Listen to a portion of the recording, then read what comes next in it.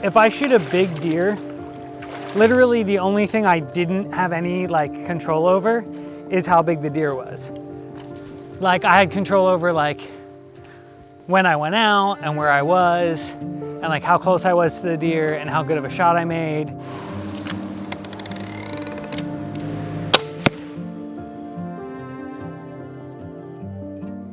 Like the smallest buck that I have is actually one of my favorites because it was my best shot ever.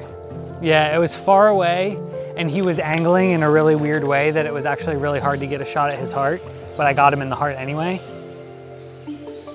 And one of my buddies was like, oh, why would you kill that deer? And I was like, because of the shot. If you make a shot like that, hands down, you've accomplished something.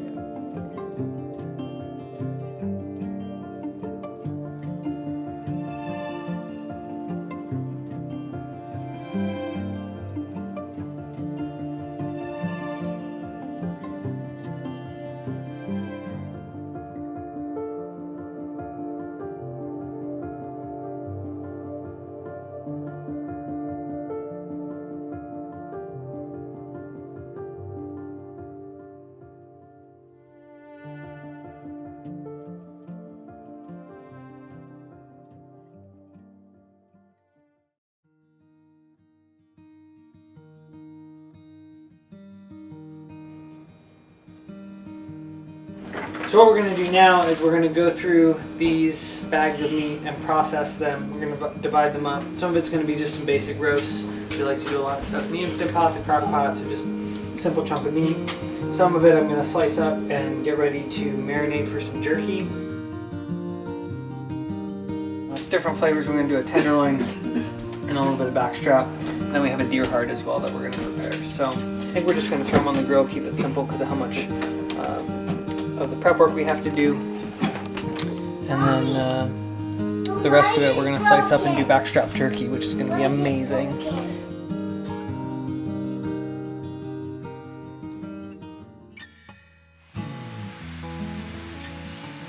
So these wide pronged prints like that means that there's a buck here, and that is a nice size print.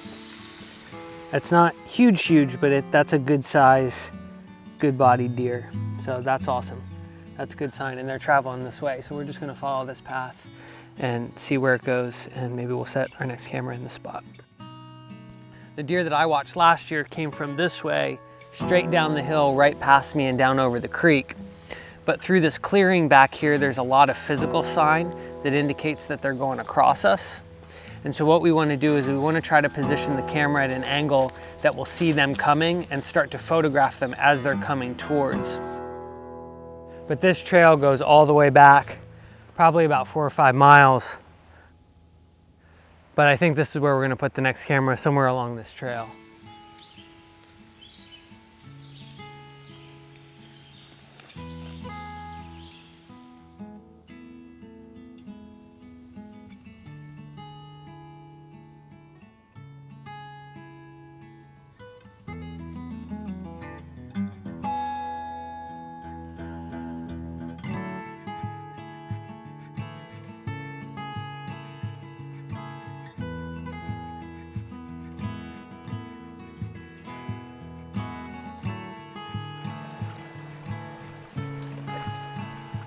So the challenge is going to be figuring out where to be exactly here.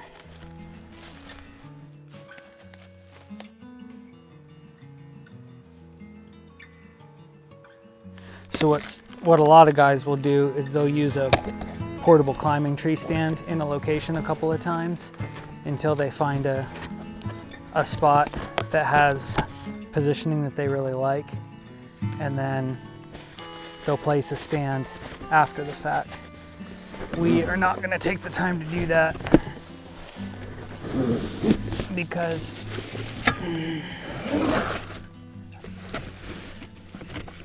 I'm an abundantly confident person and I feel like I'm going to make good choices.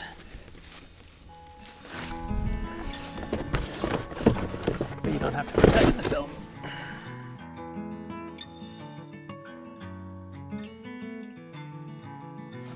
If we go to reach around, doesn't fit. So we're gonna change our strategy a little bit. We're gonna go check this tree out. We can see really well in every direction, and we have pretty decent shooting lanes, probably about 40 yards or so in just about every direction except for here behind us. But that's okay. Most of the deer that have come from that direction come the rest of the way down into this clearing. So I'm thinking this will keep us pretty well hidden and it'll be a good fit.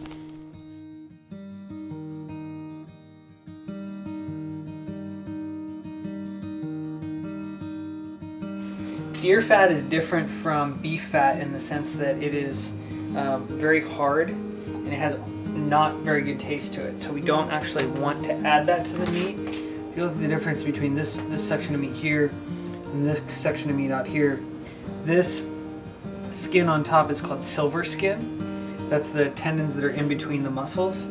So we want to get rid of that too, because that's going to be another thing that's going to negatively impact our flavors long term. Yeah, so I'm basically just trimming out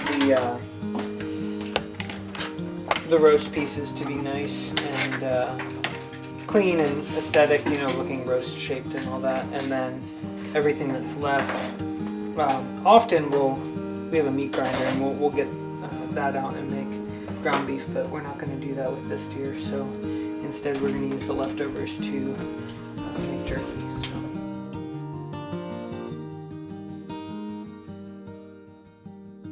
The deer have been moving in the early morning when it's full moon, so we should still have a shot at seeing something and getting some action, but it's hard to say. I haven't had action on the cameras in 2 days, but I had really good movement first thing in the morning last week and the end of the week before. So it goes in a couple day spurts and then there's like a break and then there's usually a couple day spurts. So we're technically following the pattern, but it's not a science.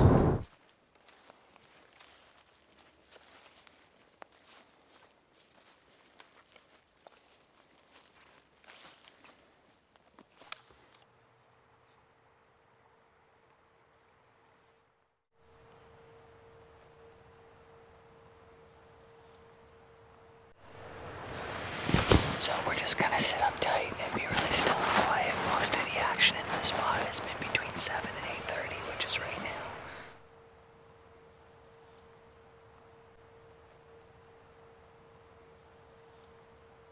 now. Well, we got into the woods pretty on time actually. We were to the tree about 6 o'clock, and then we waited and waited and waited some more.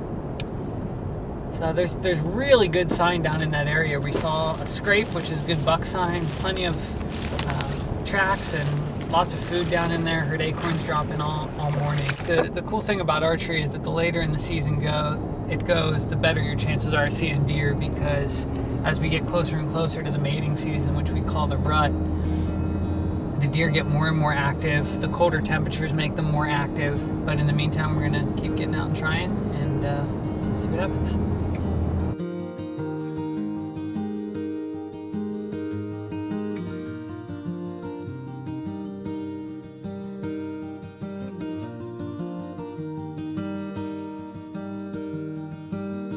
No, it's weird. Hey, do you remember when Mommy got me this for Christmas? Yeah. Yeah? Dad, do you know what's weird? What's weird? Yesterday there was 10 juices and now there's only 1. That's weird because there's only one person who drinks those, so who was it? Me? I think so. But I didn't drink any yesterday. I didn't drink any more yesterday. I wonder what happened. Me too, bro. Me too. This is kind of a learning experience for us. We've traditionally, Lacey and I both come from families that hunt and process deer, but in a very traditional, kind of central Pennsylvania, nothing too terribly adventurous kind of a way. And so we, through, in large part, Steve Reinella's influence in his cookbook, have started to really kind of stretch out and explore some different ways to process the meat and to try some different things. So that's sort of the impetus behind this, but as a result of that, a lot of it is new and we don't really know what we're doing. I shot a doe on Saturday. Congratulations. Yeah. It was a doe with a gun, so it's like the least exciting of the kills, but Congratulations. it's so cool. Mr. Michael. Meet the freezer. Let's go. And first day of rifle season. Let's Yep. go At least you play. can shoot it with a gun. Let's go Even though play. you can't Let's with a go bow. play. You can hunt with a bow during I rifle know, I'm season. saying you can't. Oh, I can't. Yeah, that's true.